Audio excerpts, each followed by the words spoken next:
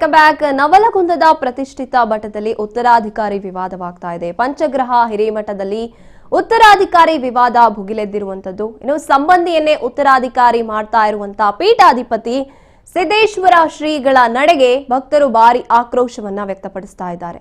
ಶ್ರೀಗಳಿಂದ ವೀರಬಸವ ದೇವರು ಉತ್ತರಾಧಿಕಾರಿಯಾಗಿ ನೇಮಕ ಆಗಿರ್ತಾರೆ.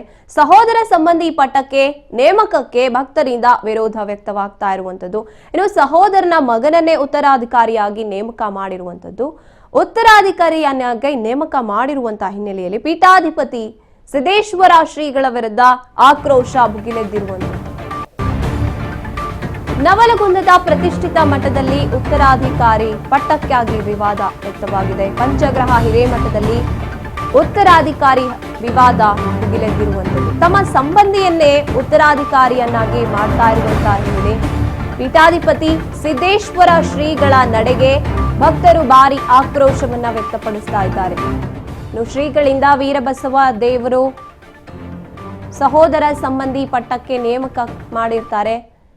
ಅದಕ್ಕಾಗಿ ಭಕ್ತರು ಆಕ್ರೋಶವನ್ನ ವ್ಯಕ್ತಪಡಿಸ್ತಾ ಇರುವಂತದ್ದು. ಸಿದ್ದೇಶ್ವರ ಸ್ವಾಮೀಜಿ ವಿರುದ್ಧ ಆಕ್ರೋಶ ಹೊರಹಾಕಿದ್ದಾರೆ ಭಕ್ತರು.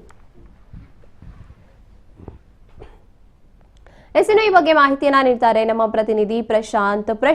ತಮ್ಮ ಸಹೋದರ ಅಥವಾ ತಮ್ಮ ಸಂಬಂಧಿಕರನ್ನ ಪೀಠಾಧಿಪತಿಯನ್ನಾಗಿ ಮಾಡಿರುವಂತದ್ದು ಇದೆಷ್ಟರ ಮಟ್ಟಿಗೆ ಸರಿ? ಯಾಕೆ ಜನ ಅಪೋಸ್ ಮಾಡ್ತಿದ್ದಾರೆ ಅಂತ? ಗಾಯತ್ರಿ, ಏನಂತಂದ್ರೆ ಈ ನವಲಗುಂದ ಪ್ರತಿಷ್ಠಿತ ಪಂಚಗ್ರಹ ಮಠದಲ್ಲಿ ಈ ಕೆಲವು ದಿನಗಳಿಂದ ಇದು ನೋಡ್ತಾ ಇತ್ತು, ಗಮನಿಸ ನೋಡ್ತಾ ಇತ್ತು. ಸೊ ಅಲ್ಲಿನ ಮತ್ತೊಂದು ಭಕ್ತರ ಬಲ ಏನಿದೆ, ಇದಕ್ಕೆ ತುಂಬಾ ವಿರೋಧವನ್ನು ವ್ಯಕ್ತಪಡಿಸಿದ್ರು.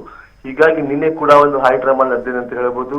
ನಿನ್ನೆ ಇನ್ನೊಂದು ಸಂಖ್ಯೆಯಲ್ಲಿ ಬೃಹತ್ ಸಂಖ್ಯೆಯಲ್ಲಿ ಸಿದ್ದೇಶ್ವರ ಸ್ವಾಮೀಜಿ ಪರವಾಗಿ ನಿನ್ನೆ ತಹಸೀಲ್ದಾರ್ ಅವರಿಗೆ ಮನವಿಯನ್ನು ಕೊಡ್ತಾರೆ.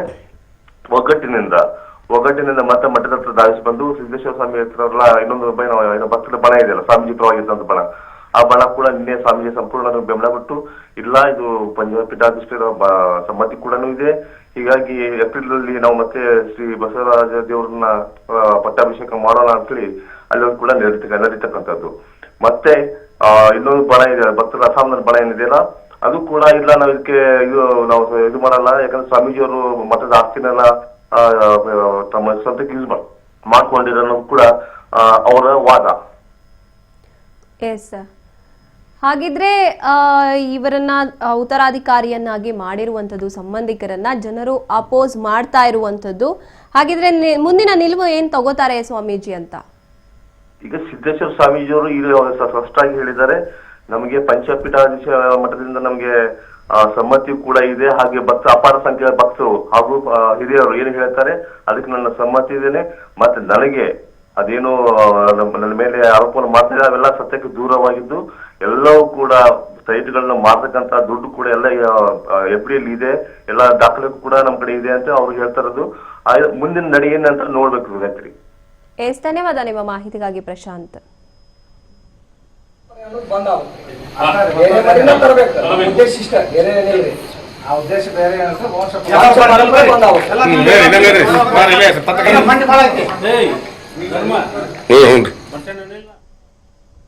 ಎಲ್ಲ ದೈವ ತಮಗೆಲ್ಲ ಗೊತ್ತಿದ್ದಂಥ ವಿಷಯ, ದೂರವಾಗಿರ್ತಕ್ಕಂಥ ವಿಚಾರ, ಅದೊಂದು ಎಲ್ಲ ಸ್ಪಷ್ಟವಾಗಿ ಎಲ್ಲ ಸಮಾಜಕ್ಕೆ ನಾನು ತಿಳಿಸೋಕೆ ಇಷ್ಟಪಡ್ತೇನೆ.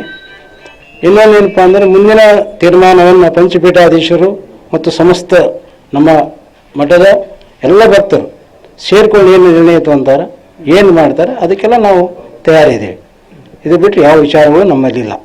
ಇಲ್ಲಿನ ಭಕ್ತರು ಇವತ್ತು ಪ್ರತಿಭಟನೆ ಮಾಡಿದವರು, ನಾವು ಈಗಿರುವ ಮರಿಯನ್ನು ಆಯ್ಕೆ ಮಾಡಿದವರು ಶ್ರೀಗಳು, ಅವರನ್ನೇ ಮುಂದುವರಿಸ್ತೀವಿ ಅನ್ನೋ ಒಂದು ಮಾತನ್ನು ಹೇಳ್ತಾರೆ. ದೈವ ಹೆಂಗತ್ತೈತೆ ಅದು, ದೈವ ಮತ್ತು ಪಂಚಪೀಠಾಧೀಶ ಏನು ಹೇಳ್ತಾರೆ ಅದಕ್ಕೆ ನಾವು ತಯಾರಿ. ಈ ಪಂಚಪೀಠಾಧೀಶರು ಆಲ್ರೆಡಿ ಲೆಟರ್ ಅಲ್ಲಿ ಹೇಳ್ಬಿಟ್ಟು ಉಲ್ಲೇಖ ಮಾಡಿದ್ದಾರೆ, ಮರಿ ಇವರೇ ಅಂತ ಹೇಳಿ. ಹೌದು, ಇದ್ರ ಬಗ್ಗೆ ಹೇಳೋದಾದ್ರೆ ಅದು ಸನ್ನಿಧಿಯವರೇ ನಿರ್ಣಯ ತಗೊಂತಾರೆ ಪಂಚಪೀಠಾಧೀಶರು, ಅದೇ ನಿರ್ಣಯನ ನಮ್ಮ ನಿರ್ಣಯ, ಬೇರೆ ಯಾವ ಉದ್ದೇಶ ಇಲ್ಲ. ಒಂದಿಷ್ಟು ವಿರೋಧಗಳು ಬಂದಿತ್ತು ಹಿಂದೆ.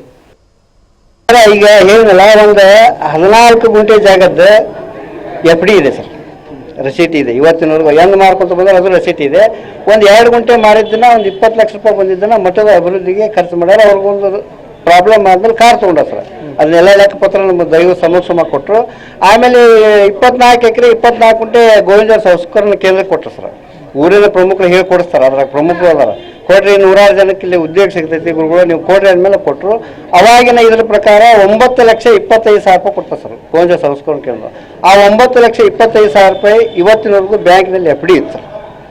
ಈಗ ಮಣ್ಣು ಮಟ್ಟದ ಅಭಿವೃದ್ಧಿಗೆ ಅಂತ ಹಿರಿಯರಿಗೆ ಅದ್ರಾಗ ಒಂದು 2 ಲಕ್ಷ ಏನೋ ತೊಗೊಂಡಾರ ಸರ್. ಉಳಿದಿದ್ದ ದುಡ್ಡು ಬಡ್ಡಿ ಮಾತ್ರ ತೊಗೊಂಡ್ಬಂದಾರ ಸರ್ ಅಭಿವೃದ್ಧಿಗೆ ಅಂತೇಳಿ. ಈಗ ಎಲ್ಲಾ ತಾಲೂಕಿನ ಹಿರಿಯರು, ನವಲಗುಂದ ಗ್ರಾಮದ ಹಿರಿಯರು, ಯುವಕರು ಎಲ್ಲಾರು ಕೂಡ ನಿಜವಾಗ್ಲೂ ಆ ಮರಿ ನಮ್ಗೆ ಬೇಡ, ವಂಶ ಪರಂಪರೆ ಬೇಡ. ಈ ಮಠಕ್ಕೆ ಮುಂದಿನ ಪೀಠಾಧಿಪತಿ ಆಗುವಂತ ಒಳ್ಳೆ ವಿದ್ಯಾವಂತ ಮಾಸ್ಟರ್ ಡಿಗ್ರಿ ಎಜುಕೇಟೆಡ್ ಆದಂತವ್ ಇರಬೇಕು. ಅವ ಸ್ನಾತಕೋತ್ತರ ಪದವಿ ಜೊತೆಗೆ